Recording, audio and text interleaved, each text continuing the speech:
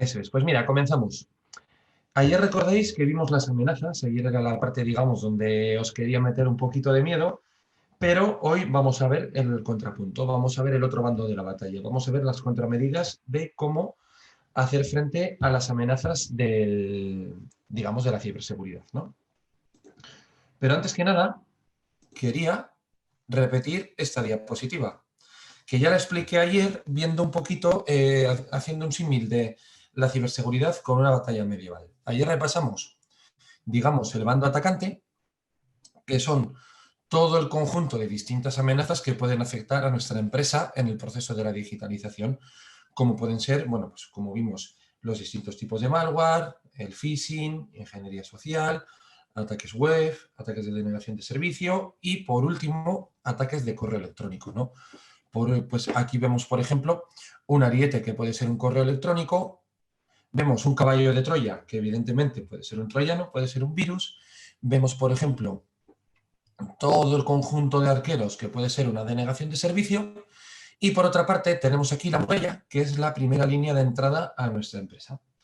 La muralla, pues, tiene puntos fuertes y puntos débiles, como todo. Pues, por ejemplo, la puerta, que es de madera en vez de piedra, como comenté ayer, digo, oye, pues la puerta pues, puede ser, por ejemplo, un punto débil de entrada, una vulnerabilidad.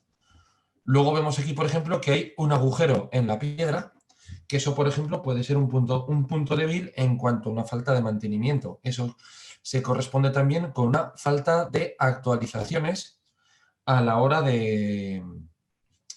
por ejemplo, de realizar el mantenimiento, por ejemplo, pues de nuestra página web, ¿no? O del sistema operativo de nuestro conjunto de equipos. Entonces, vamos a ver ahora una de las primeras líneas, digamos, de defensa, que es la más básica de todas. Pues, pues un antivirus. Ayer me estuvisteis preguntando mucho sobre ello. Que se me va la presentación.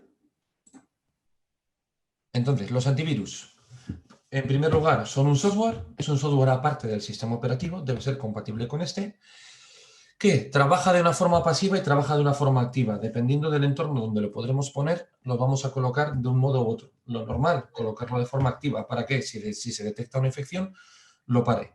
Y diréis, oye, pues, ¿dónde se coloca de forma pasiva? Bueno, pues se suele colocar de forma pasiva en proyectos de mayor envergadura, por ejemplo, en líneas de producción, donde lo último que interesa es que se corte la producción de una fábrica. En esos entornos va a ser colocados, digamos, digamos, en modo monitor, que se suele llamar. Nos va a proteger tanto de los ficheros que entren en nuestros equipos, del email, a nivel de navegación, de todo el tráfico que generemos contra y desde Internet. Y, como decía, es muy importante que esté actualizado, porque las diferentes casas de antivirus lo que van a hacer es proporcionarnos esa inteligencia con base en sus nuevas actualizaciones, tanto de software como de firmas, para que nuestro equipo, para que nuestro motor antivirus detecte las últimas firmas ya detectadas. Entonces, los antivirus van a trabajar, digamos, de distintas formas, ¿no? Con distintas tecnologías. Eso un poquito ya lo comentamos ayer, si os acordáis de la figura del sandbox, por ejemplo. Lo normal es que trabajen mediante firmas, es decir, que el antivirus dispone de una base de datos en la que almacena firmas de virus. Estas firmas se basan en hashes. Hashes son códigos, digamos, alfanuméricos, inentendibles para el ser humano, normalmente hablando, y muy largos, que cada hash se compara, luego se extrae, digamos, de un tipo de virus. Luego, de cada fichero que entra, se va a extraer, de cada fichero que entra, digamos, en nuestro ordenador, se va a extraer un hash también y se compara con esa base de datos de hashes. ¿Que coinciden?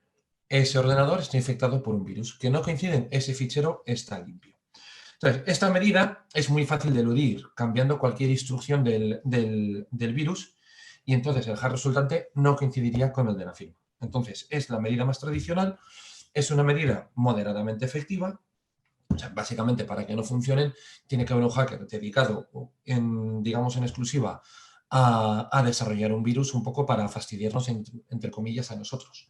Porque si no, luego la inteligencia del fabricante del antivirus va a detectar esa variación rápidamente y va a meter su hash en la lista nueva, ¿no?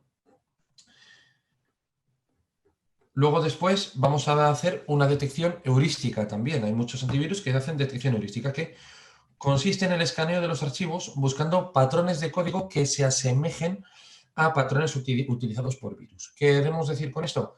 Comparación de fragmentos de código fuente. El código fuente, para los menos, digamos, expertos de aquí, es, digamos, el código binario que hay detrás de un programa. Es lo que le hace funcionar, digamos, el código que ha escrito el programador para hacer que el programa realice lo que el programador desea. Entonces, la detección heurística va a hacer, digamos, una ingeniería inversa de todos los ficheros que entren en nuestro equipo, van a ver esos códigos y los van a comparar con los fragmentos de códigos de virus. Si hay fragmentos ya similares, entonces, digamos, la detección va a ser positiva.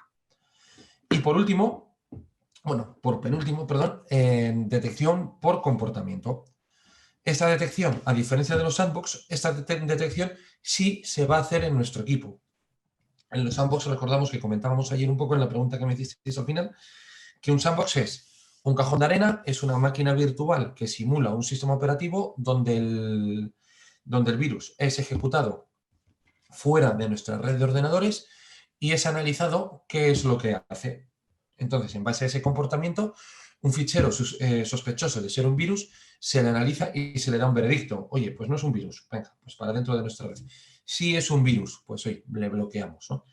Los patrones de comportamiento ya se ejecutan en nuestros equipos. Y lo que va a hacer es lo mismo. En el momento de la recepción del virus, se escanea en una porción de memoria y se analiza el comportamiento. Así ya, bueno, pues nuestro motor de antivirus va a decidir si es un fichero bueno o no es un fichero bueno. Lo bueno de estos patrones de este método de funcionamiento, que no depende de las firmas, de que estén completamente actualizadas o no, y de que al no depender de esas firmas, el antivirus ocupa menos en memoria. O sea, son antivirus que están también diseñados para equipos quizás con menos recursos, ¿no? Vamos a ver. A nivel corporativo, porque luego tenemos que ver un poco también los tipos de antivirus, digamos, para casa y tipos de antivirus a nivel corporativo. Los antivirus para casa, lo que es los típicos, el paquete Family y demás, son programas que funcionan, digamos, de forma independiente en cada dispositivo. Si bien luego en la empresa, imaginaros que vosotros sois el administrador de informática de una empresa, la persona de IT, y tenéis un parque, por ejemplo, para una empresa, digamos, mediana, de 100 ordenadores. Claro, saber lo que ocurre en esos 100 ordenadores os implicaría pasaros uno por uno, mirando si el ordenador está limpio, si se ha actualizado el sistema operativo, si se ha actualizado el antivirus, si se han actualizado las firmas, si los programas corporativos están actualizados. Entonces, es una cuestión absolutamente ingestionable. Es por eso que los antivirus, digamos, a nivel corporativo, sí que tienen un precio ligeramente superior, pero a cambio te proporcionan una consola donde los ordenadores de tu parque corporativo de equipos están volcando continuamente sus datos de infecciones, de navegación, de actualizaciones de software y demás, con lo cual favorecen mucho, en primer lugar, en caso de que ocurra algo, una detección temprana, y en segundo lugar, las labores de mantenimiento y de resolución de problemas por parte de la persona de IT, ¿no? Inclusive, que comentábamos ayer también, están las consolas, digamos, ya más avanzadas ahora, que son consolas que se las llama EDR, que viene del inglés de Endpoint Detection and Response, que lo que hacen es un comportamiento ya a nivel de forense. Es decir, en el caso de que haya una infección, van a registrar absolutamente todos los datos o todo el comportamiento que genera esta infección. Queremos decir, oye, pues pongamos un ejemplo, que la de recursos humanos, recordad que yo siempre me gusta meter un poco caña a la gente de recursos humanos, la persona de recursos humanos habrá un currículum que está infectado, por ejemplo.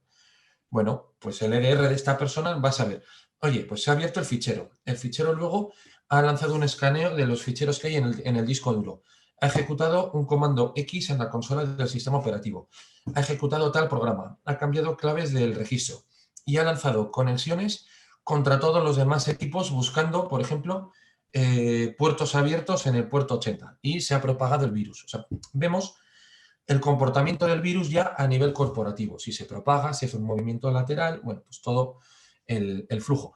y en base a eso, en base a inteligencia, también nos va a promover un poco, nos va a proponer, perdón, las distintas soluciones para poder remediar un poco toda la infección. Permitidme, por favor, 30 segundos, que he oído un ruido raro en casa. Un segundito, por favor.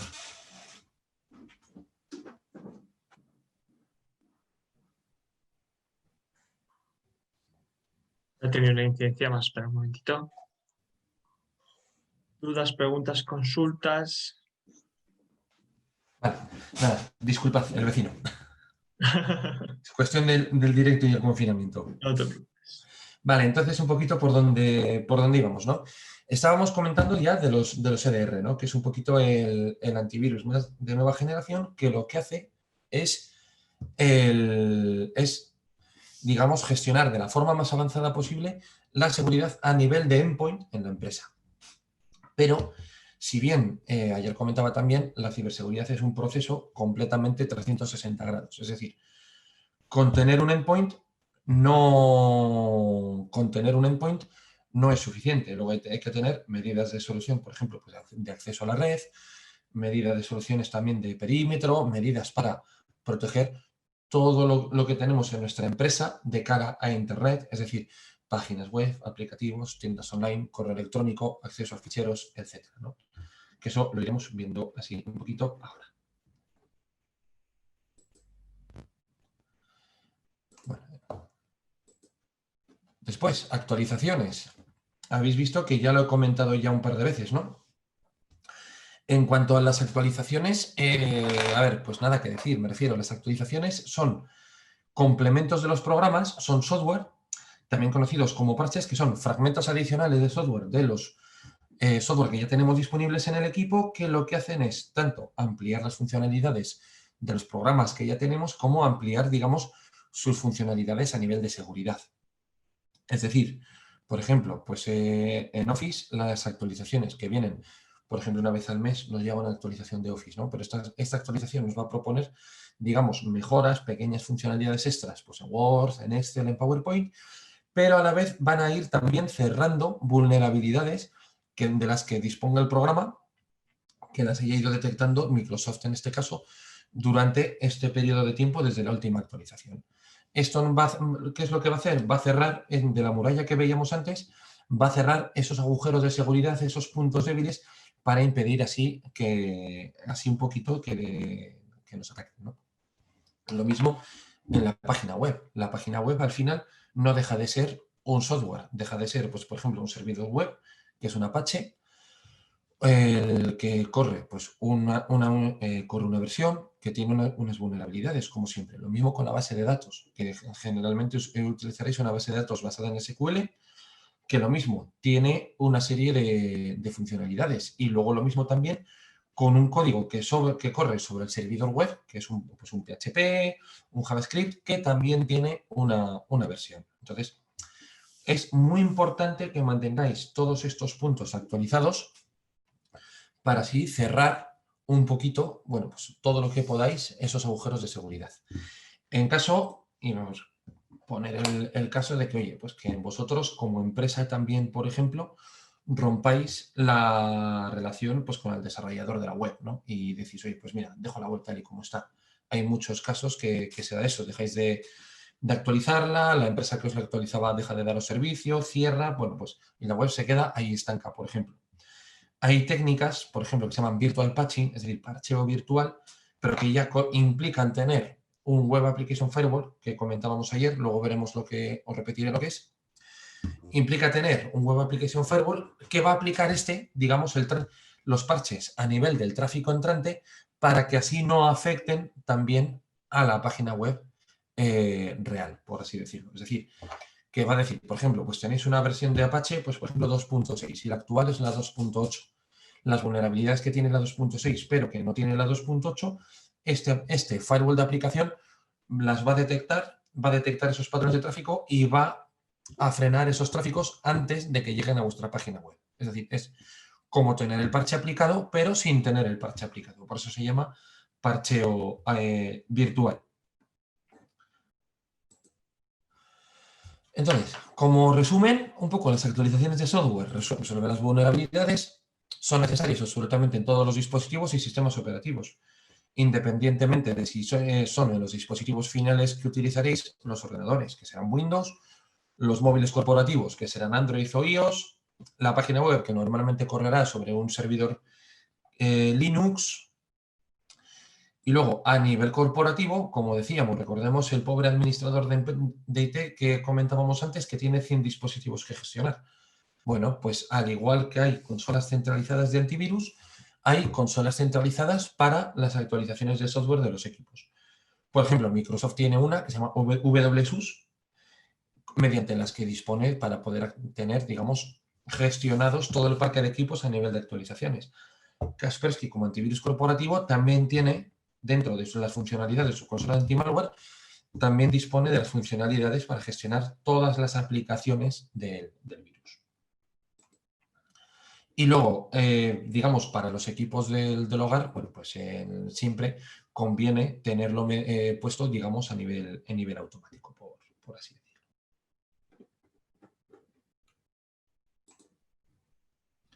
Vale, copias de seguridad. Ayer también estuvimos comentando, mencionasteis Dropbox. Venga, vamos a empezar un poquito con las preguntas. ¿Hacéis copias de seguridad de vuestros equipos? ¿No hacéis? ¿Cómo las hacéis? A ver, vamos a empezar con la participación activa de la gente.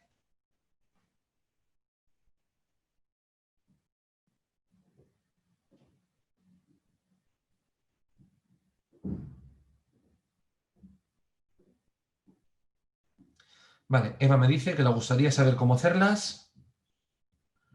José Ángel, solo cuando me acuerdo y muy de vez en cuando. Susana González, que lo han mandado solo a los panelistas, no todas las que necesitaríamos.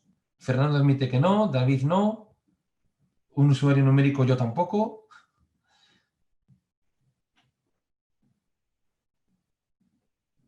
Mira, Carmen de momento es la más avanzada aquí, tengo un disco duro externo y procuro hacer copias todos los viernes. Isabel cada 6 meses.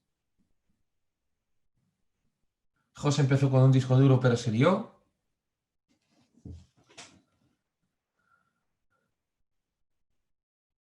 Vale, normalmente estamos hablando, digamos, que disponéis de discos duros. En este caso tenéis que pensar una cosa. Copias de seguridad. Bueno, vamos a pasar primero a la teoría y luego comentamos más una parte un poquito más práctica, ¿no? Evidentemente, a ver, en la pregunta que os he hecho habéis mencionado rangos de tiempo. La primera característica de las copias de seguridad, evidentemente, es que deben de ser periódicas. Es normal, porque al final, si hacemos una copia de seguridad en el 2015 y tenemos un problema en el equipo ahora, tenemos el equipo desactualizado en un rango de 5 años, ya no solo a nivel de seguridad, de software y de todo, sino que también, mira, por aquí Teresa tiene Dropbox. Esto también es una muy buena opción.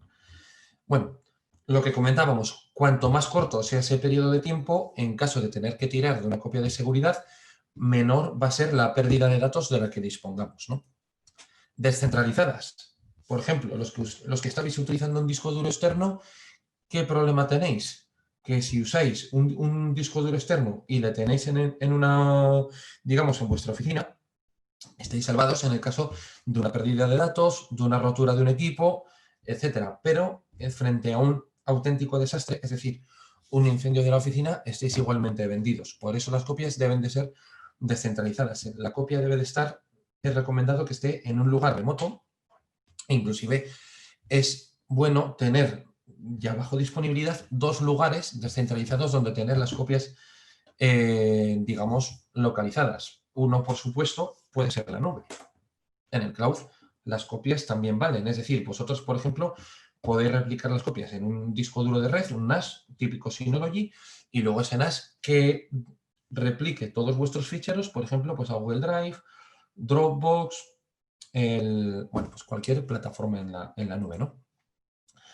Y luego, en los ordenadores de trabajo, no, bueno, pues lo normal es la carpeta de mis documentos, las carpetas departamentales, bueno, pues esas son las que hay que replicar de cada uno de los equipos. Luego, por ejemplo, Normalmente yo, en mi experiencia, veo que mucha gente igual se baja información de Internet, la deja en la carpeta de descargas y yo, por ejemplo, hay hasta documentos míos que ya por costumbre los guardo en la misma carpeta de descargas, ¿no? Pues esa también es recomendable tenerla replicada en este caso.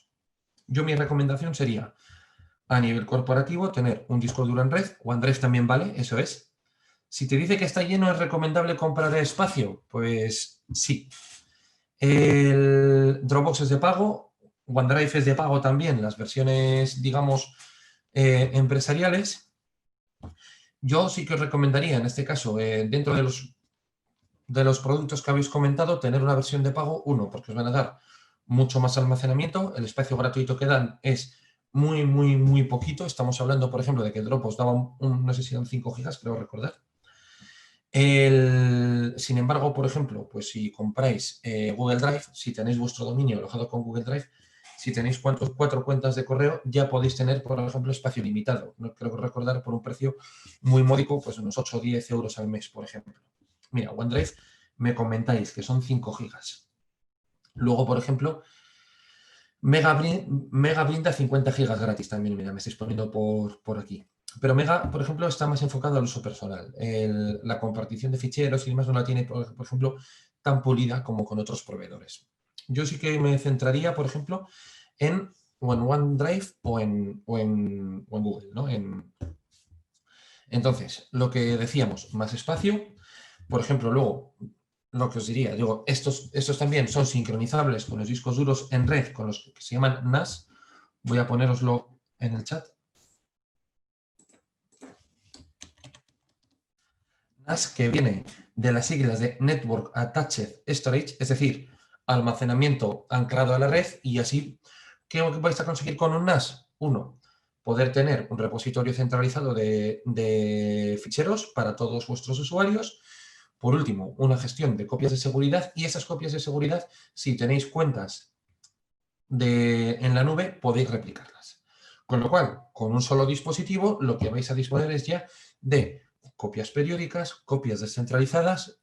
Estas van a estar en la cloud, con lo cual, bueno, pues podéis estar tranquilos de que tenéis una medida de salvaguarda para vuestros ficheros, inclusive aunque el NAS se estropee, ¿no?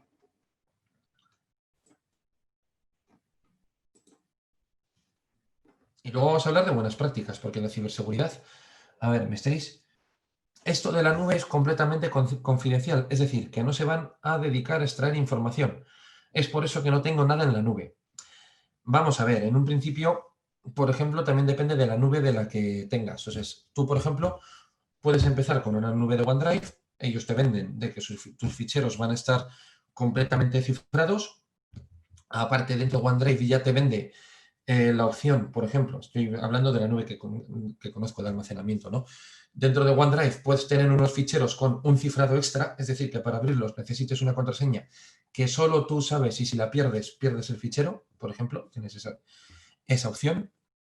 Pero sobre todo lo que tenéis que ver, uno, que a ver, son compañías que al final tienen tus ficheros, pero luego esas compañías también, bueno, pues están certificadas por compañías externas o auditorías de seguridad, con lo que yo confío en que los ficheros vayan a estar en buenas manos, por así decirlo, ¿no? Al final, estas compañías lo que quieren son datos a nivel personal, es decir, lo que comentábamos ayer, que si Alexa te graba, Alexa no te graba, que ven patrones, bueno, pues sobre todo yo creo que se centran más en ese tipo de cosas, ¿no? Luego ya hay que tener mucho cuidado en la plataforma de compartición de datos, por ejemplo, cómo tratas tú el dato, pues a la hora de mandarle un fichero a una persona externa, a un proveedor, a un cliente, pues eso sobre todo hay que tener un poquito de más de cuidado. Me comentan, si te haces otra cuenta en Microsoft, por ejemplo, para separar tu vida personal de tu vida laboral, ¿te vuelven a dar 5 gigas gratuitos de OneDrive? Sí, te dan 5 gigas por cada cuenta. Amazon Cloud Drive es otra opción. Luego lo que podéis hacer, si os queréis meter un poquito más en harina, pero claro, eso ya es técnicamente bastante más complejo, Amazon y Microsoft tienen sus nubes ya más enfocadas en el entorno empresarial, que se llaman Amazon AWS, y la de Microsoft se llama Azure, con Z, en la que tú puedes diseñar tu sistema, tanto de copias de seguridad, como de alojamiento web, como de correo electrónico. Puedes poner absolutamente todo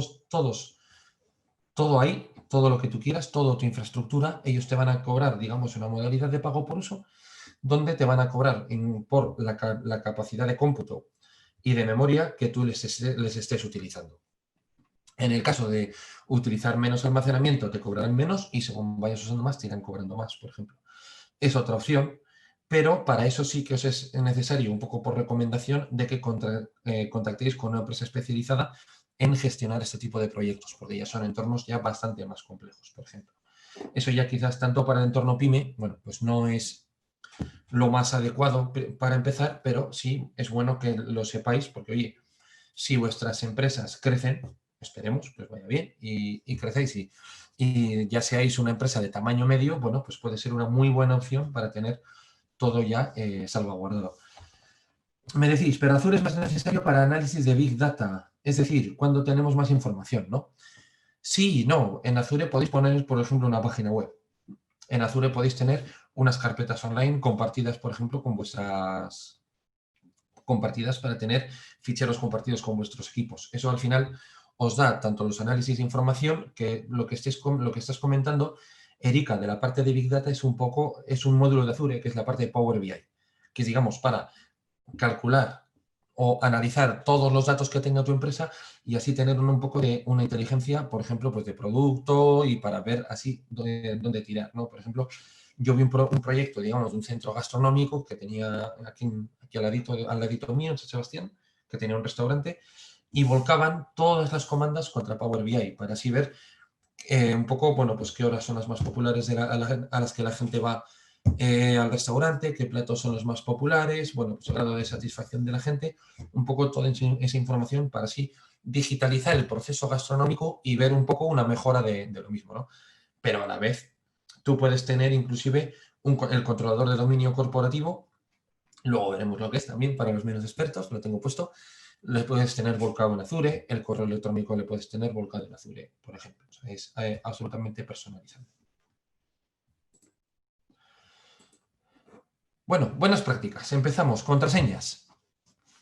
Es la forma más común y básica de autenticación. Ah, vale, Erika, que solo has mandado la pregunta a los panelistas. Erika, he leído la pregunta, creo, ¿eh? Pero bueno, la vuelvo a leer para los que no hayáis estado muy atentos. Erika me decía, pero Azure es más necesario para análisis de Big Data, es decir, cuando tenemos mucha más información, ¿no? Y es lo que comentaba, que ese es una de las funcionalidades de Azure, pero también hay muchas más funcionalidades. Entonces, tú en Azure puedes levantar una máquina virtual, pero es para absolutamente todo lo que tú quieras.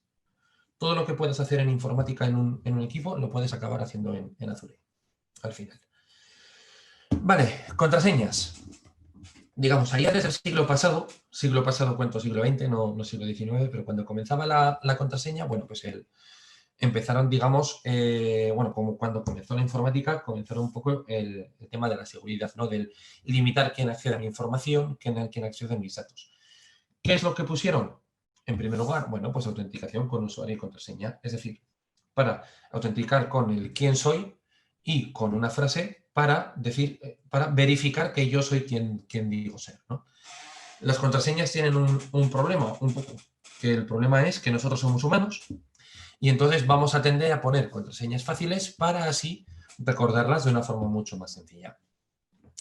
¿Eso qué va a hacer? Hombre, pues que una persona pues, mala, por ejemplo, pueda, digamos, detectar nuestra contraseña de una forma bastante rápida. Por ejemplo, pues, pues nuestro nombre, nuestro apellido, fecha de nacimiento, nuestro DNI, número de móvil, esos mismos datos pero de familiares nuestros, etcétera, ¿no? A ver, espera, que se me ha ido el cursor. La contraseña, por tanto, debe de ser robusta, se debe de renovar periódicamente en caso de que alguien se filtre, pues que la cambiemos y nunca se debe de compartir ni dejar a la vista. Aquí vemos la foto del POSIT. O sea, yo he visto mogollón de veces que he acudido a visitar clientes y gente que tiene un POSIT en el escritorio con la contraseña de su equipo o con la contraseña de correo electrónico. Es más, una vez, hace relativamente poco, en WhatsApp, en un grupo, una persona se debió de liar, se estaba autenticando en una página web, debió de maximizar el WhatsApp y puso en un grupo su contraseña. No puso ni el usuario, ni la página web, ni nada, pero ya todas las personas del grupo vieron la contraseña, ¿no? Hay que decir que era una contraseña robusta, ¿eh? Que tenía caracteres raros, pero hay que tener cuidado también con ellas, ¿no? Entonces, como consejo, las contraseñas largas, mínimo 8 caracteres, complejas, que tengan mayúsculas, minúsculas, números, símbolos, todo lo que se os ocurra. Anónimas, que no están relacionadas con datos personales nuestros. Que sean únicas, es decir, intentad, yo sé que como condición humana, inclusive en muchos usos personales, esta norma yo no la cumplo, únicas, es decir, no usar la misma contraseña para varios servicios. ¿Por qué motivo? Imaginaos, por ejemplo, hace unos años, es cierto que las contraseñas con número, a ver, pregunta de Carmen, con número impar de caracteres son más seguras que las contraseñas con número par de... Eso es falso. Eso es falso porque hay ataque de diccionario contra contraseñas que van, digamos, en número secuencial. Digamos, van contraseñas de un carácter, luego contraseñas de 2 caracteres, luego contraseñas de 3 caracteres. Entonces, eso es absolutamente falso. Vale. Seguíamos, contraseñas únicas. Imaginaros de cuántos servicios no escucháis que se filtran usuarios y contraseñas, ¿no? Por ejemplo, ha habido filtraciones de Instagram, de PlayStation Network, de Spotify, bueno, de un mogollón de servicios, ¿no? ¿Qué es lo que pasa? De que estas bases de datos de contraseñas acaban en la dark web. Luego, si queréis más datos curiosos sobre la dark web, preguntadme al final en la ronda de preguntas. ¿Qué es lo que ocurre? Que esas contraseñas se filtran y dicen, hombre, pues tenemos pares de usuarios y contraseñas. Sabemos que funcionan, por ejemplo, en Spotify. Oye, pero vamos a probarlos en LinkedIn, en Facebook. Entonces, los hackers, esa gente mala, ¿no? Lo que va a hacer es probarla en muchos otros servicios y va a decir, oye, pues esta contraseña funciona en 1, 2, 3, 4, 5, 6 servicios. Bueno, pues entonces vamos a revenderla también, ¿no? Yo sé de gente, por ejemplo, que le han pirateado el Instagram o cuentas de servicios que no han sido, digamos, vulnerados, pero por tener la cuenta repetida con servicios que sí han sido vulnerados. Entonces, luego ya, para que os fijéis un poco lo que os decía de la condición humana, ¿no? Las contraseñas más comunes en el año 2018. Mirad la primera que está en el ranking. 1, 2, 3, 4, 5, 6. Y la segunda, la contraseña es contraseña. Acordaros, por ejemplo, de la persona que os contaba ayer que empezó a mandar spam sin quererlo, ¿no? Que el usuario de correo electrónico era Oscar y la contraseña era Oscar. Bueno, pues tampoco es una buena medida. A ver, me pregunta, dice Susana, esto de las contraseñas es un tormento. Incluso los bancos tienen cada uno un tipo de identificador distinto y una contraseña de distinta longitud. No hay quien se acuerde de tantas. Es normal, pero hay software que son gestores de contraseñas que también te ayudan a esto, ¿no? Que tienes tú como tu pequeña base de datos de contraseñas cifrada con una sola contraseña, ¿no? Entonces, esto sí que para estos casos pues puede ayudar bastante también, por ejemplo. Entonces, lo que decíamos, las contraseñas más comunes. Veis aquí de que estas contraseñas con un ataque por diccionario, la contraseña número 10, I love you. Sabes que la gente es muy cariñosa, es muy romántica, ¿qué le vamos a hacer, no? Yo tengo un cuaderno con cada contraseña, me dice aquí Ligia. Pues ojalá no te roben ese cuaderno, todo hay que decirlo. Bueno, pues un poquito la cosa. A mí, mira, por ejemplo, más curiosa me parece la contraseña número 8, Sunshine. Ese es el tema, ¿no? Pero bueno. Fortaleza de las contraseñas, para que os hagáis una cosa. Esto lo he sacado de otra formación que di en un ayuntamiento en Galicia. Los ayuntamientos en Galicia se llaman concejos o concello en gallego. Si lo ponemos concello solamente en minúsculas, tarda un máximo, y que realmente sería mucho menos, yo creo, en romperse, 2 días. Ya con mayúsculas serían 3 días. Si metemos un número, ya pasaría a 12 días. Si ponemos un símbolo, 4 meses. Pero también tenemos yo una regla también un poco mnemotécnica que utilizo. Mira, José, utiliza LastPass, correcto, es uno de los software que yo decía que la verdad están bastante bien. Y me preguntáis por aquí también, ¿los gestores de contraseñas son seguros? ¿Se pueden fiar? Sí, porque las contraseñas van cifradas con vuestra contraseña, pero tienen una pega. tienen una pega de que si vosotros perdéis la clave de acceso al LastPass, por ejemplo, o a cualquier otro gestor de contraseñas, perdéis todas vuestras contraseñas. Es decir, nadie las puede ver y si perdéis la forma de acceso a ellas, vais a perder el acceso a ellas. No es recuperable. Vale, generando tus propias contraseñas. Yo una regla mnemotécnica que utilizo bastante es, por ejemplo, dichos y refranes. ¿Veis aquí esta frase? Y si tu amigo se tira de un puente, coma, tú también te tiras. Y esto nos puede dar esta contraseña. ISTASTDUP, y luego esta contraseña inclusive la podemos hacer más robusta todavía, intercalando mayúsculas y minúsculas. Y luego inclusive cambiando alguna letra por algún número y metiendo un símbolo. Y esta última versión de la contraseña, ¿qué es lo que vemos? Que tardaría 108 siglos en romperse. Es decir, podemos decir que esta contraseña es prácticamente invulnerable frente a ataques de diccionario. ¿Por qué? Porque no creo que haya ningún hacker que esté 108 siglos esperando a averiguar nuestra contraseña. Vamos, supongo que se moriría antes. Supongo. Vale. Ya, pero no te acuerdas ni tú. Sí, porque al final, igual la primera vez te cuesta, pero en cuanto ya hagas varias iteraciones con varios dichos, digamos, tú generas tu propio método. Por ejemplo, cambiar una E por un 3, o un 4 por una L, o un 4 por una A mayúscula, por ejemplo, ¿no? Entonces vas generando tu propia metodología de traducir dichos a contraseñas que, por ejemplo, bueno, pues al final entonces tú ya vas con tu técnica y tu método, son contraseñas robustas, porque también una persona puede decir, este cambia dichos números por letras, tal, pero nunca va a acertar lo mismo, ¿no? Hice eso con otra frase y me muero para recordarla. Eso es una contraseña segura, Teresa. Eso es lo que hay, ¿no? Esta que pusiste la puedes utilizar para todo.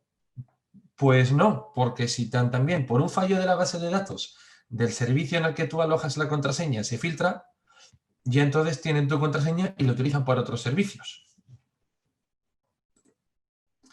Vale, autenticación de doble factor. ¿Alguien sabe lo que es? Mira, la contraseña tipo los egipcios construyeron pirámides en el 2 AC sería robusta. Vale, tiene letras y tiene en minúsculas y tiene en mayúsculas, pero no tiene símbolos y no tiene números. Yo la metería eso, es decir, yo, por ejemplo, a esa contraseña cambiaría la E de egipcios por un 3, las I latinas por un 1, las I mayúsculas del 2 antes de Cristo, pues también se podrían cambiar por unos, por ejemplo, la A de pirámides por un 4, y luego, por ejemplo, pues un par de exclamaciones al final, por ejemplo, pues para así hacerla un poquito más robusta, ¿no? Vale, estamos hablando de la problemática de que os roben la contraseña. A ver, autenticación de las SOS por ceros también, como comenta José. Entonces, vale, autenticación de doble factor. ¿Alguien sabe lo que es? ¿Alguien sabe qué puede hacerse con ello? ¿Cómo funciona? ¿Lo habéis usado? ¿No lo habéis usado? Vale, Aurora dice que no. Te mandan un código al teléfono, correcto. Fernando dice que no. Ana, algunos bancos lo tienen. Ahora ya yo creo que ya lo empiezan a tener todos. Los bancos y Google, a través del banco online. Vale. Un poco, digamos, la media de la respuesta se resume en lo del banco. Correcto. A ver, José Ángel, doble factor es una contraseña y luego verificas de forma física con un número de teléfono.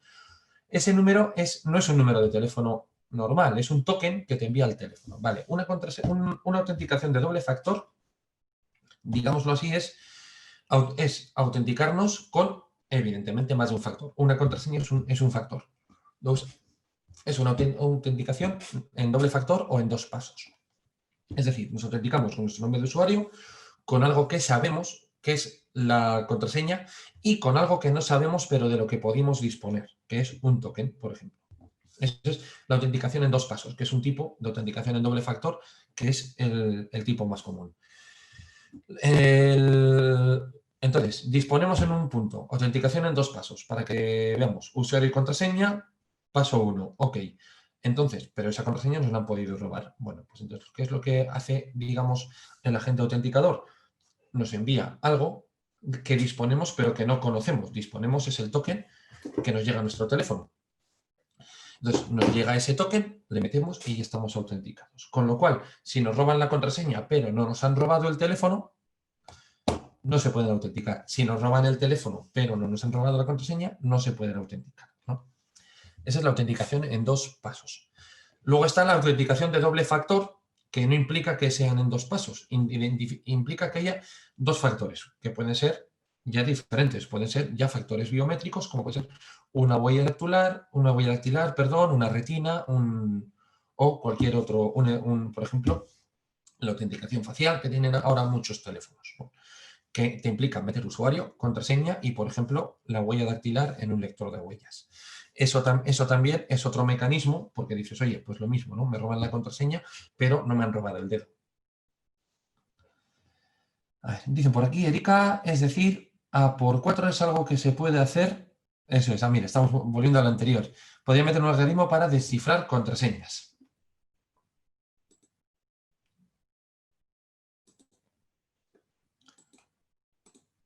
Vale, ¿alguien ha utilizado este tipo de factores fuera parte del banco? Mantener, guardar contraseña para no tener que escribirla cada vez. A ver, eso depende. Yo, por ejemplo, pues en típico foro de internet, que a veces voy para escribir algo, pues sí que la dejo guardada. En el banco ni de coña, por ejemplo, ¿no?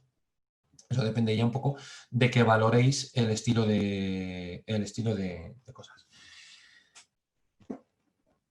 Vale, pasamos a navegación segura, HTTPS, ¿no? Que es un poco lo que comentábamos ayer, de que era muy conveniente de que a la persona o personas, o si lo hacéis vosotros, que cojáis o que contratéis para diseñar vuestra página web, que forcéis la página web a hacer la autenticación o la navegación, perdón, por HTTPS, ¿no? HTTPS es HTTP seguro, la S viene de seguro. ¿Por qué? Porque la página web te va a pedir una autenticación a nivel de certificado. A ver, la autenticación a nivel de certificado consiste un poco entre, digamos, vamos a poner el flujo temporal de una petición web. Vosotros tecleáis en la página vuestro navegador averigua mediante una llamada DNS la IP pública de la página a la que estáis accediendo y entonces vuestro navegador lanza una petición de datos.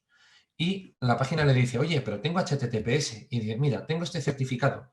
Entonces, el navegador recibe la clave pública del certificado. Muchos hosting ofrecen SSL gratuito. ¿Es suficiente o es mejor pagar por otro? No, el de los hosting ya es. Normalmente no es que sea gratuito, es que si tenéis un hosting de pago, ya está incluyendo el uso del certificado de SSL.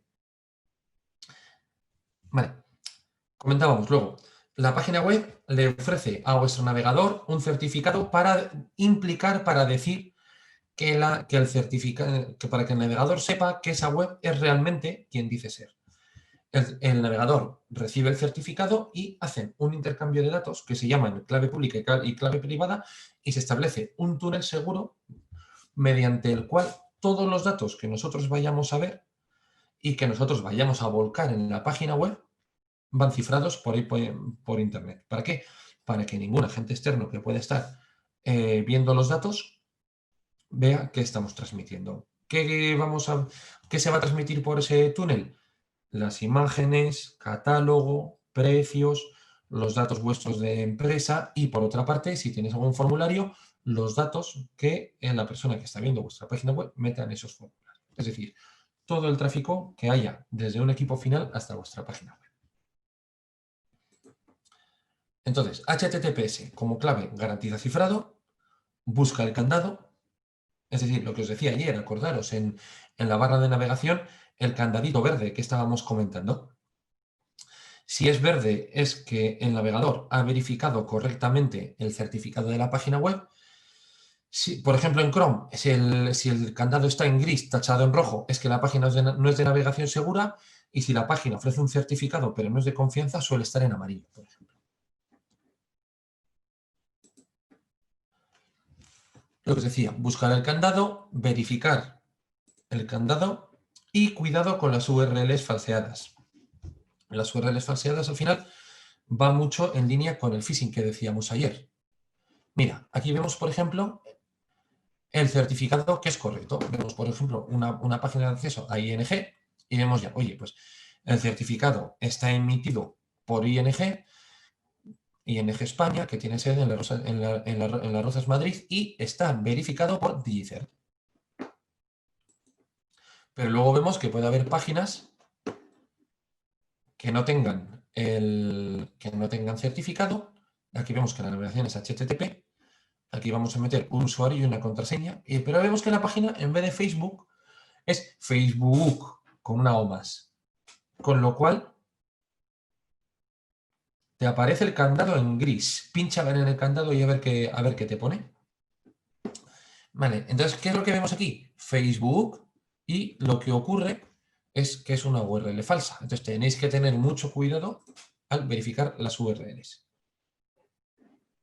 Connection insecure. Bueno, pues entonces puedes confiar. Posiblemente, igual lo que dije del candadito en verde, a ver. Lo del candado en verde. Ah, no, mira, es que eso es Firefox. Eso es Firefox. Al final, un poco cada navegador tiene su código de colores. Pero bueno, lo importante es que pinchéis en el candadito, veáis el código de colores del navegador que uséis y así un poco os acostumbréis. Por ejemplo, si sale en rojo, pues que os salte a la vista, por ejemplo. Seguridad USBs. A ver, ayer puse un ejemplo de un hackeo con USBs. ¿Alguien le recuerda? Era un ejemplo bastante llamativo relacionado con una ola de calor. El del Pentágono, correcto. Mira, me ha gustado. Ayer me escuchasteis. Bueno, hacía la Casa Blanca. Bueno, mira, me valen todas las respuestas. La cosa es que os acordáis de que fue un ente así importante. Vale. Importante, seguridad USB, ¿no? Lo que decíamos. Puede suponer pérdida de datos, infecciones, si utilizamos USBs externos. Evidentemente, desconfiar de pendrives desconocidos. Cuidado con los cargadores. Ojo, porque los cargadores pueden tener, si os prestan un cargador, pueden tener dentro, veis el transformador, ¿no? Esa parte un poquito más grande, pero oye, el cargador puede decir, mira, alimento vuestro teléfono, lo cargo, pero no sabéis qué tiene dentro el cargador. Igual un cargador está modificado dentro para tener una pendrive chiquitita que copia todos los datos del teléfono vuestro. Por ejemplo, hay muchas veces que, por ejemplo, con el cuidado con los cargadores, que en muchos aeropuertos hay sitios que en vez de rosetas donde enchufar un cargador, tiene directamente un puerto USB a la pared. Dice, bueno, pues pinchamos aquí el teléfono y que se cargue, pero es que ese USB no sabéis a dónde está yendo, si por detrás hay un cargador normal o inclusive un ordenador que pueda acceder luego a vuestro teléfono. Entonces, ahí tenéis que desconfiar siempre. Hay dispositivos que son, digamos, como pendrives chiquititas, ¿no? Pues como esta que tengo aquí, ¿qué es lo que hacen? Digamos, solo dejan pasar la corriente al teléfono para que solamente lo cargue. Eso es cuando lo vais a pinchar, por ejemplo, en entornos públicos, de los que no se pueda confiar. Desconfiar de pendrives desconocidos. Si os encontráis una pendrive, nunca la metéis a un dispositivo vuestro. O sea, eso es el equivalente en salud a encontraros una jeringuilla en la calle y pincharos a ver qué tiene. Pues normalmente no sea nada bueno, ¿no? Pues es un poco lo mismo. A ver, me preguntáis por aquí. Tus historias nos gustan, gracias. Isabel Blanco, el caso de las ventanillas. Buena manera para saber si no estamos dormidos. En ese caso es mejor ponerlo a cargar apagado. Yo diría que no, porque hay protocolos que se llaman, por ejemplo, Wake on LAN, que permiten encender dispositivos a través de la red aun estando estos apagados. Yo lo que haría sería cargar los equipos solamente mediante métodos de confianza, es decir, usando vuestros cargadores o, por ejemplo, usando solamente en sitios en los que vosotros confiéis. Luego, Eva me comenta, mi ordenador normalmente te da la opción de analizar el contenido del USB antes de abrirlo. Ese es un buen punto al que voy a ir ahora. Los USBs también pueden ser posibles fuentes de infección. Por ejemplo, mucha gente oye, con totalmente buena fe, totalmente con buena fe, dice, oye, mira, que tengo que dar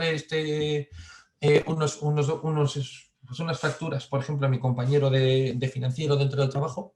Jo, no tengo ninguna pendrive a mano. Ah, bueno, tengo en el bolsillo esa pendrive que me dejó ayer mi vecino para pasarme la última película de Star Wars que se bajó por torrent, ¿no? Resulta que ese pendrive ya puede estar infectado. Le metes a tu equipo, copia los ficheros de Word, la pendrive te copia, acordaros de los gusanos, te copia el bichito que tenía de la película, se te copia tu ordenador ya está, digamos, infectado, pero es que encima infectas el de tu compañero de trabajo, ¿no? O sea, es muy recomendable usar las pendrives de trabajo solamente para el trabajo. Y por último, la pérdida de datos. Hay que tener mucho cuidado con el contenido que hay en la pendrive, si la prestáis, si no, ¿no? Yo he llegado a ver, por ejemplo, cantidad de datos en dependes que me han prestado que digo, esto yo no tendría que estar viendo, ¿no? O sea, ver ficheros. O sea, luego ya, pues, un poco por ética mía, pues no los abro, pero que veo factura o currículum vitae de otra persona o así, ¿no? Entonces también tenéis que tener mucho cuidado con este tipo de mecanismos. Mucho cuidado también porque la pendrive se puede perder. Entonces, en ese caso, os recomiendo que os familiaricéis, por ejemplo, con Windows 10 en la versión profesional, si es la que usáis, tiene un mecanismo que se llama BitLocker que permite cifrar las pendrive. De forma que, así, si alguien mete en otro equipo, le va a pedir usuario y contraseña, con lo que podéis tener controlado quién ve los ficheros. Escribe aquí el nombre del programa, porfa. Vale, vamos a ver. Todos los panelistas. No os quejaréis que David va bajo pedido, ¿eh? Vamos, Hombre, esto es un servicio técnico impresionante. ojo, no estoy vendiendo los servicios de Nicom, ¿eh? No, O sea, no, estoy no, no, siendo por supuesto, completamente transparente, por paralelo, supuesto, por todo lo que supuesto. queréis, ¿no? O sea, entonces, pasábamos de la seguridad de las pendrives y ahora vamos a hablar de seguridad Wi-Fi. ¿Qué estamos viendo?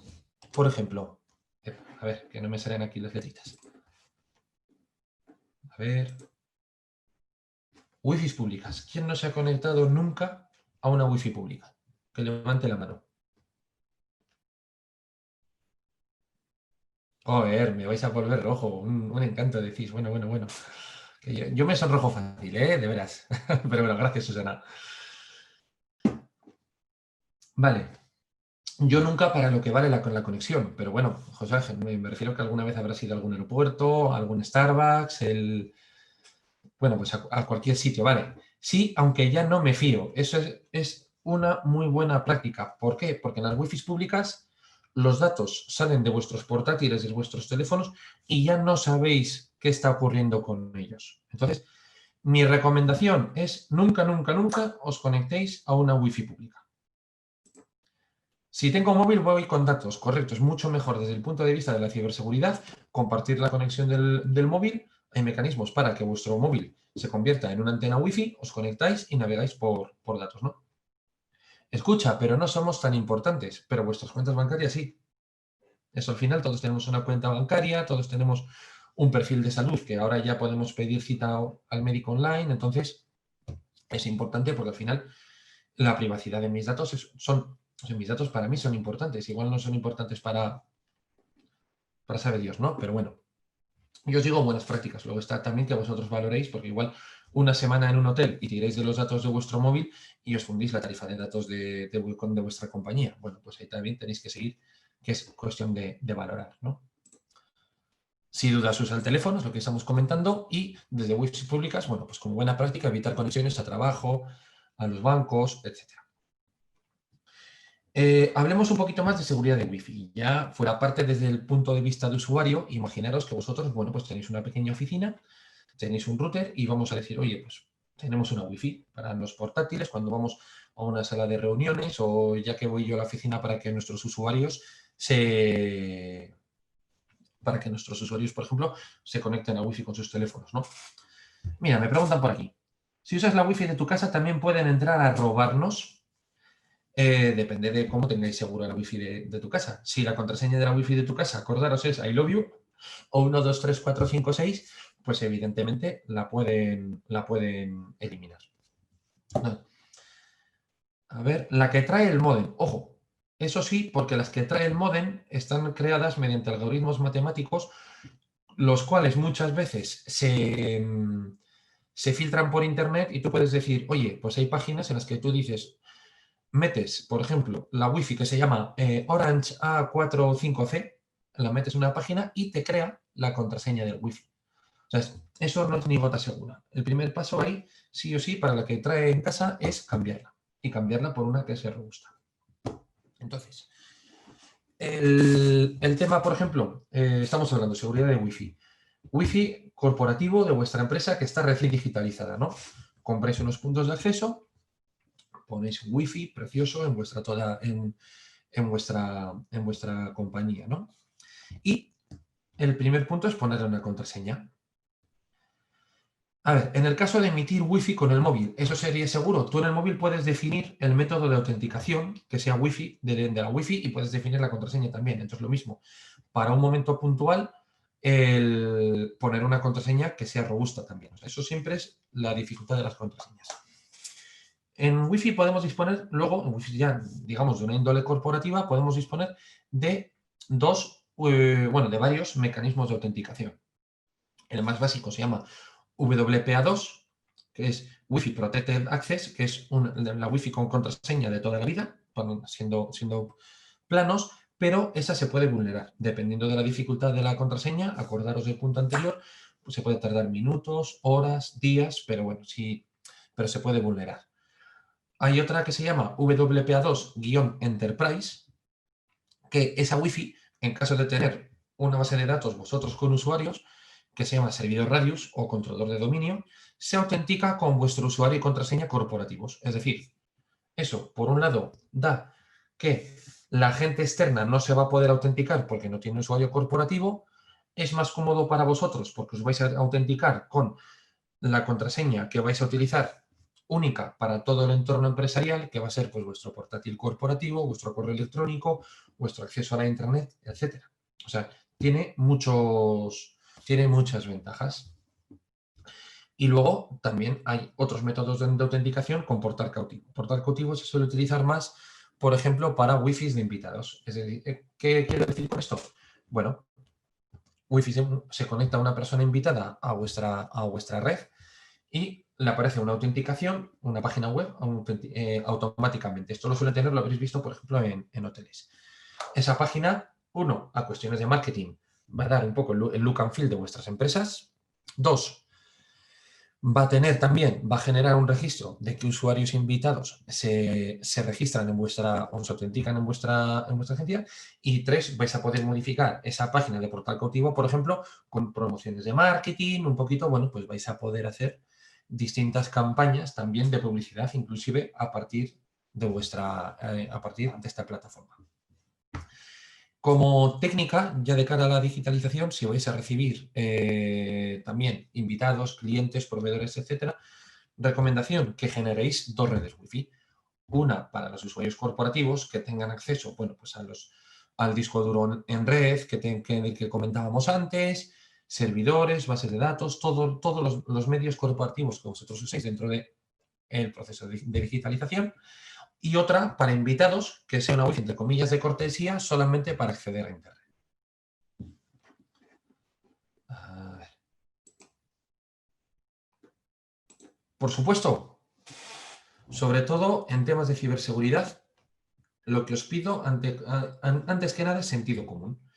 Me refiero de muchas veces la mayor parte de los incidentes, ¿por qué surgen? Acordaros de la primera diapositiva que comentábamos ayer, por fallos del usuario. Nunca me cansaré de decir que el usuario es el eslabón más débil de la cadena. Y a la vez es la primera contramedida que debemos en la mayor manera de lo posible, que debamos solventar. Luego hay medidas técnicas, que son las que estamos comentando ahora y las que vamos a comentar ahora en las siguientes diapositivas, que son medidas que van a ayudar a que el usuario sea seguro y que, por lo tanto, también que nuestra empresa sea segura. Vale, ahora ya, vamos a centrarnos un poquito más en lo que nos abarca un poco las charlas del tema de hoy, ¿no? Es la digitalización del proceso de una empresa.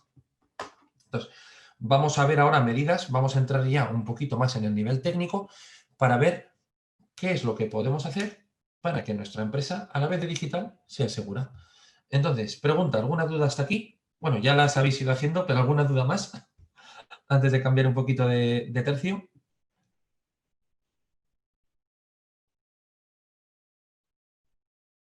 ¿Todo bien? Me dice Erika por aquí. Respecto al último, usuario número 47.982, tienes la palabra. 2 wifis. Josero, se llama el usuario 47.982, vale. Encantado de conocerte, yo soy David. A ver, mientras Josero nos escribe la pregunta, Carmen me dice, ¿en un router doméstico puedes hacer 2 redes y usar LAN 1 y LAN 2 o estoy liando cosas? Estás liando cosas porque un router doméstico es un router doméstico. Me refiero, aquí merece un poco la pena invertir en un punto de acceso, en una antena Wi-Fi, digamos, corporativa que te permita unos usos más avanzados. Quiero decir con ello, me refiero, un punto de acceso en condiciones para una empresa puede costar unos 300 euros, una cosa así, si nos vamos ya a una marca bien, y te va a permitir crear todas las redes inalámbricas que tú quieras. Entonces, con ello vas a poder decir, venga, pues esta red, por ejemplo, para dispositivos móviles, otra inclusive para impresoras, otra para todas las que tú quieras. Entonces, te permite mucho más juego. Siempre lo recomendable en esto también es contar con un integrador. Y Nikon, contar con un integrador. Ahora sí que no, ahora no he hecho publicidad mía, ¿eh? No.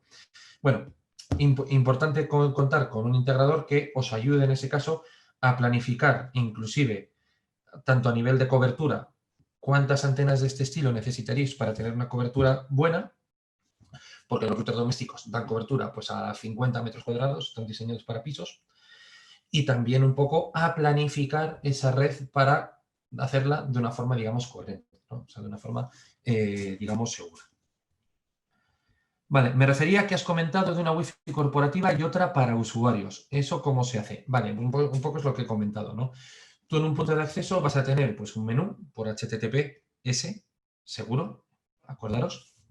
Vais a tener, digamos, un menú de cuántas redes quieres radiar. Entonces tú ya vas a poder hacer una red corporativa y una red para invitados. Y en la de invitados ya podrás seleccionar en ese punto de acceso, decir, esta red solamente tiene acceso a Internet, por ejemplo, ¿no? A ver, Ana me pregunta por aquí, perdón, que han llegado ahora varias preguntas a la vez. Los discos duros externos antes venían preparados para que metieras una contraseña. Ahora te dicen que bajes un programa. ¿Cuál es el más recomendable? Mira, yo para una empresa, más que un disco duro externo, de los de USB de toda la vida, os merece más la pena comprar un NAS. Cuesta un poquito más, pero un NAS, uno, puede tener varios discos duros, de forma que están replicados unos en varios, con lo que si se rompe uno no vais a perder los datos. 2, vais a acceder a ello a través de la red, con lo cual no tenéis que andar intercambiándoos en caso de querer compartir ficheros. Y 3, lo que os decía, vienen preparados para replicar las copias en la nube. Bueno, tienen muchos más usos, ¿no? La marca más conocida es... A ver... Sí, no lo veo. Vale. Siguiente pregunta. A ver, Carmen, estaba pensando en si usar LAN 1 para navegar normalmente y LAN 2 para conectar el NAS. Y si eso daría más seguridad a los datos que hay en él. Si estás hablando del router doméstico, las bocas internas del router doméstico están puenteadas, con lo que si todo lo que conectes a la boca 1 va a poder acceder libremente a la boca 2. A ver, siguiente pregunta. Mira, Erika veo por la pregunta que es un usuario un poquito más avanzado. Ahora la leo. Vale, Luis, si haces una web con Google Sites gratuita, con hosting gratuito, ¿sabes si la web generada tiene certificado de seguridad? El primer método para saberlo es navegar a esa web y chequear el candadito. Pero Google Sites lo más seguro que tenga un certificado firmado por Google, con lo cual sí sea seguro. Pero bueno, lo primero es navegar es ver el candadito. Vale, FortiToken es muy caro para la autenticación doble factor. Aquí estamos hablando ya del número de usuarios, por ejemplo. Me refiero, FortiToken es la autenticación, digamos, doble factor para que os hagáis una idea propia de un fabricante de firewalls de red que se llama FortiGate. Entonces, es mi marca favorita de firewalls, también os lo digo, ¿no? Es una de mis dos marcas favoritas. Entonces, todos los FortiGate traen licencia para autenticación de doble factor gratuita para 2 usuarios. Entonces, si tienes un máximo de 2 usuarios, vas a poder usarlo gratis. Si no, tienes la opción de comprar más licencias de FortiToken. Y el precio ya no lo recuerdo, pero bueno, creo recordar de que tampoco es excesivamente caro. Erika me dice que bien. Me alegro de que te haya gustado mi respuesta. Vale, bueno, veo que de momento preguntas, vemos que hasta ahora bien. Vamos a pasar un poco con las medidas, ¿no? Primera medida. Entonces, gestionar usuarios. A ver, un segundo. Primera medida, gestionar usuarios con Active Directory. Active Directory es una base de datos de usuarios. ¿Qué vamos a poder hacer con ella? Bueno, pues Active Directory es de Microsoft, es la más común de tener. Para ello tenéis que tener, bueno, pues un servidor con Windows Server.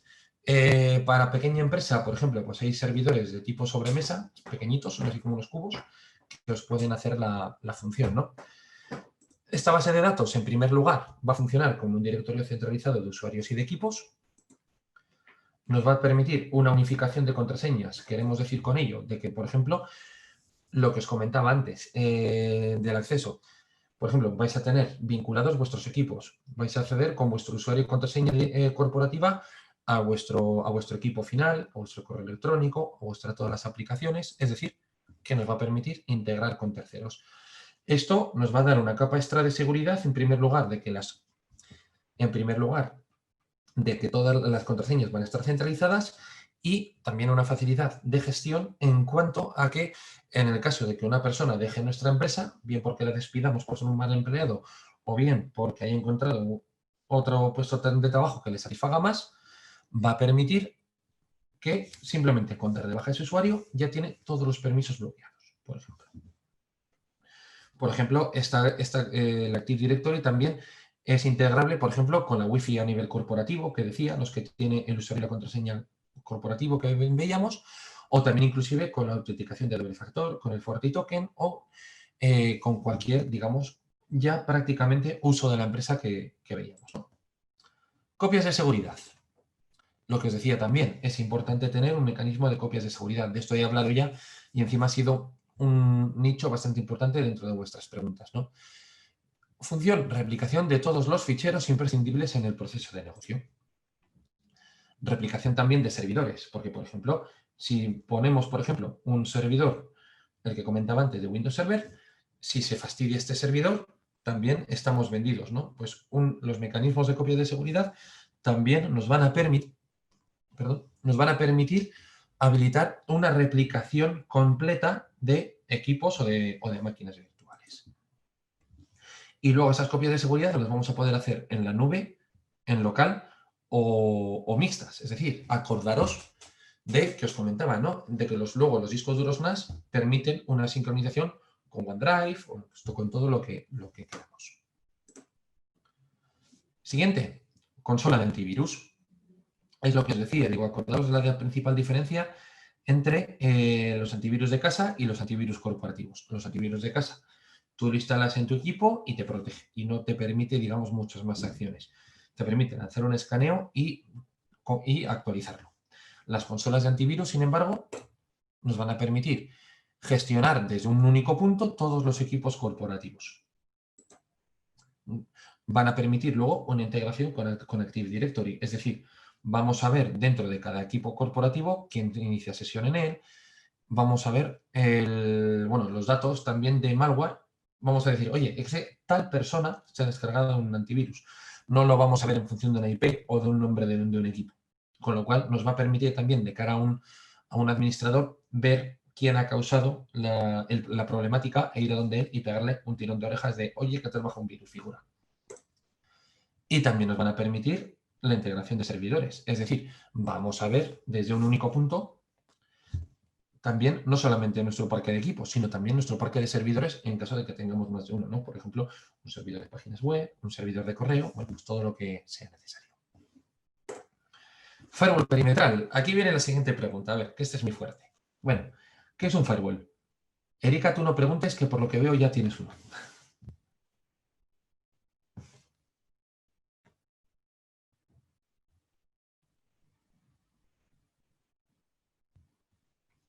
Venga, chicos, que ya solo me faltan 4 diapositivas y tenemos que rellenar el tiempo.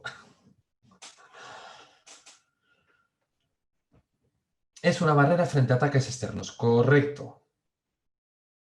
José, muy bien, te has ganado un café, pero no te puedo invitar porque estamos online. Cortafuegos, vamos a ver, eso es la traducción del inglés. Esa respuesta es un poquito más somera.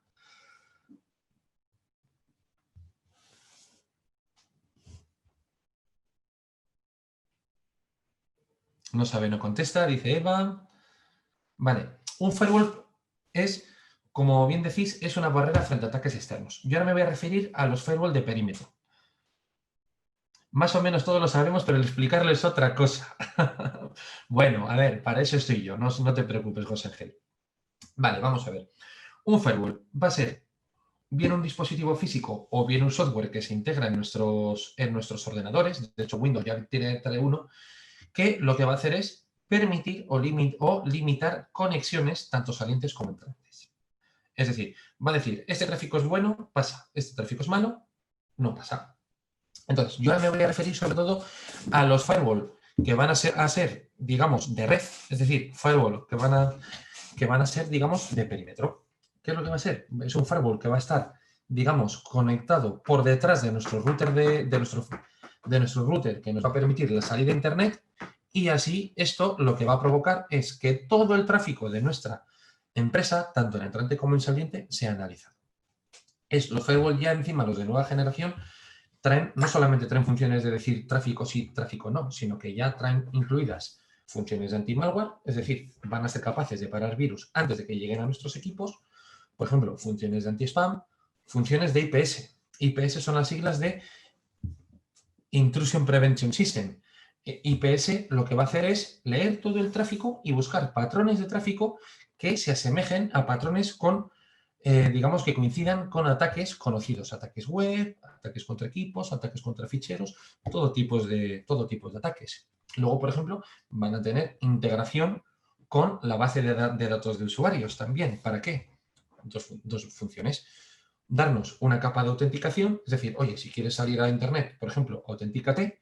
Y segundo, ver quién hace qué, porque van a guardar luego un registro de todos los datos de tráfico de todas las sesiones que tenemos. Es decir, vamos a poder tener una capa de visualización del tráfico de nuestra empresa a nivel de ciberseguridad. ¿Todo bien hasta aquí? ¿Alguna pregunta del firewall? Por ejemplo, de Fortinet, del firewall de Fortinet, yo era formador y da mucho para hablar. Es decir, el curso de cómo manejarlo y lo que puedes hacer con él, para que os hagáis la idea, duraba 5 días. Pero bueno, así como una pequeña síntesis, creo que me ha quedado bastante bien. Lo que decía, protección de barrera de la red interna desde Internet. Y es la primera barrera frente a ataques y malware. ¿Vale? Vamos a proceder a otros mecanismos. Ahora vamos a hablar de protección del dato, ¿no? Porque al final los datos de la empresa son su mayor bien. Entonces, protección del dato, a ver, ¿qué mecanismos conocéis o cuáles podéis saber?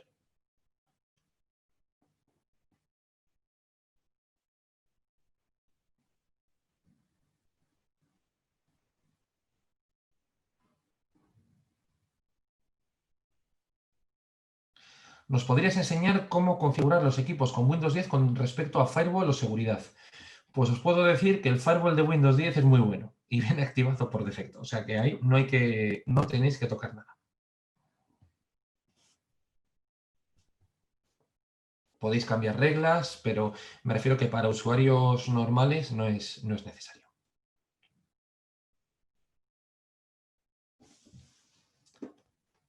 Bueno, pasamos a protección del dato, ¿no? Hemos comentado de que, bueno, hemos hablando de la red, de la base de datos de usuarios y demás. El dato, al final, bueno, todo lo que teníamos en el NAS, todo ese conjunto de datos corporativos, lo tenemos replicado, tenemos hecho copia de seguridad, pero puede ser robado, puede ser cifrado, etcétera, ¿no? Entonces, lo primero, para evitar que se cifre, acordaros ayer del ransomware, que es ese conjunto de virus que lo que hacen es cifrarte los datos. Bueno, pues con un anti-malware, con una consola de antivirus en condiciones, ya estaríamos solventándolo. Pero en caso de que lo perdamos, en caso de que nos lo roben, todavía no nos estamos protegiendo. Entonces hay medidas para definir, que se llaman medidas de tipo IRM, que es Infrastructure Resource Manager en inglés, que es una gestión de los recursos de la infraestructura y de los permisos, que lo que hace es decir quién puede acceder a qué, de una forma más o menos sencilla. Es decir, vamos a escanear nuestros datos y vamos a decir, oye, pues por ejemplo, una carpeta facturas y vamos a decir, oye, que solo accedan de nuestra base de datos de usuarios los del grupo financiero, por ejemplo, o unos ficheros que sean curriculum vitae, pues que solamente puedan acceder, por ejemplo, los del grupo recursos humanos. Y lo mismo puede pasar de cara, oye, pues enviamos, por ejemplo, una factura, un catálogo a un cliente. Y decimos, oye, vamos a tener mecanismos, por ejemplo, para evitar que nuestro cliente le pase ese catálogo, esa factura con precios a la competencia para que vea cómo trabajamos. Pues sí, por ejemplo, hay mecanismos hay software que, digamos, embeben, integran la seguridad dentro del fichero, de forma que podemos luego gestionar permisos, dar permisos nuevos, revocar permisos inclusive a los usuarios, inclusive cuando el dato ha salido de nuestra corporación. Estamos hablando ya de un uso más avanzado quizá. De cara a la digitalización, yo lo que os recomendaría es fijar unas líneas, unos procedimientos de uso de los datos, es decir, definir protocolos seguros en primer lugar para el intercambio de datos, tanto a nivel externo como a nivel interno, y después registrar dentro de lo posible quién abre qué, quién comparte un dato, o sea, intentar tener el control lo más posible del dato. Y luego, más adelante, pues lo mismo, si la empresa crece, ya podréis poner mecanismos informáticos para tener, entre comillas, auditado todo lo que se hace con vuestros datos, que eso es muy importante. ¿Cómo se hace eso de quién tiene acceso a los catálogos? Bueno, pues por ejemplo, tú puedes integrar, en el caso del NAS, por ejemplo, acordaros de los discos duros en red, podéis integrar el NAS con la base de usuarios internos, con el Active Directory que decía yo antes, y así, digamos, dar permisos por grupos de usuarios a distintas carpetas. De forma que así garantizas que únicamente cada persona pueda acceder a los datos mínimos necesarios que esta persona pueda ver. Entonces, ahí es jugar mucho, sobre todo con los permisos. Entonces, puedes llegar a ser, digamos, todo lo granular que quieras en este caso, ¿no? Todo funciona en base a reglas de permisos en este caso. Pero has dicho que limitas el acceso a los catálogos que le envías a los clientes. Esto ya son herramientas más avanzadas. Es decir, para que no se lo manden a otros. Tú puedes decir, por ejemplo, enviar un fichero, un PDF, y que le salte al usuario, por ejemplo, oye, pues un usuario y una contraseña. Entonces, tú le das acceso a tu cliente a una plataforma web que se registre y entonces el usuario se registra en esa plataforma web y esa plataforma ya le dice, oye, pues este usuario tiene acceso al catálogo mío. Pero luego, por ejemplo, el cliente dice, mira, le mando a mi cuñado que tiene una empresa de la competencia, le mando el catálogo. Al abrir ese fichero, el cuñado se va a tener que registrar en la plataforma web con su usuario corporativo, pero la plataforma, digamos, que vincula la seguridad de tus catálogos, va a decir, ahí va, pero es que este usuario no tiene acceso a este catálogo, con lo cual no se lo permite ver. Para eso, de estos mecanismos podría estar, no he querido incluirlo en diapositivas porque nos iríamos de tiempo porque podría estar hablando horas, ¿no? Pero bueno, al final es varios pasos. Mira, lo que decís, echa la ley, echa la trampa. ¿Hay manera de evitar pantallazos en este tipo de situaciones? Sí. A mí hace poco me mandaron un fichero que precisamente era una presentación de PowerPoint del fabricante de este producto que os estoy diciendo. Eso es ya nivel premium, sí, correcto. Entonces, que lo que hacía, digo, que yo quería hacer, digamos, esa misma presentación para yo ofrecerla a clientes, digamos, hacerla con un look and feel, digamos, de técnico, ¿no? Yo hacía pantallazos y en el momento de hacer pantallazos, la presentación se minimizaba. Entonces, yo al final me quedé diciendo, digo, me cago en la leche, digo que no voy a ser capaz de copiar esta presentación. Y no fui capaz. Con lo cual me quedé con dos sensaciones. Uno, yo con la cara de idiota de sacar pantallazos del escritorio. Y dos, con el, joder, qué bien funciona este producto. O sea, fue una situación un tanto intermedia, ¿no? Me quedé yo con un sabor agridulce en este caso. Si no funciona haciendo la herramienta recortes, haciendo fotos a la pantalla. Evidentemente eso no lo puedes manejar, pero lo que sí que puedes hacer, por ejemplo, también en ficheros, es automatizar que se ponga una marca de agua, en este caso en el fichero, en función del usuario que lo crea también. Para así en la foto, aunque se la mandes al cuño con la marca de agua, pero si vea, este fichero es propiedad de David Ortiz. ¿No? Pues es una medida, por lo menos, pues, todo lo más que se puede hacer frente a las fotos a la pantalla. Entonces, protección del dato. ¿Qué nos va a permitir? La gestión de permisos de datos corporativos, es decir, que nadie acceda, como resumen de esto y de mis historias, que nadie acceda a datos que no puedan ver. Es todo lo que tenemos que pensar. Podemos cifrar los datos también con BitLocker, acordaros, también podemos cifrar los datos, que es una cuestión importante, ¿no? Y con esto conseguiremos evitar accesos. Mira, me preguntáis, lo de los datos, ¿con qué web de autenticación se haría? El producto se llama, el en el que estaba pensando, se llama SealPath. Ahí os lo pongo. Vale. Páginas web, seguridad en páginas web, como comentaba. Vale. En primer lugar, ¿qué había comentado antes de la página web? Que va a correr sobre un servidor. El servidor va a tener un sistema operativo, normalmente suele ser Linux o Windows. Va a tener un servidor web, que va a ser, en caso de que sea Linux, lo normal es que sea Apache o Nginx, que se llama el otro. Y si es Windows, Microsoft tiene uno propio que se llama Internet Information Server. Estos componentes también hay que actualizarles. Después la página web va a tener una base de datos que normalmente va a tener tecnologías que se llaman SQL, que también hay que actualizarla. ¿Por qué? Lo que os decía, vulnerabilidades. Una vulnerabilidad es un agujero de seguridad en vuestra página web. Las vulnerabilidades luego llevan asociados exploit, que son las herramientas para reventar o explotar esa vulnerabilidad. Si actualizamos, mitigamos la vulnerabilidad y los exploits, como por así decirlo, quedan invalidados.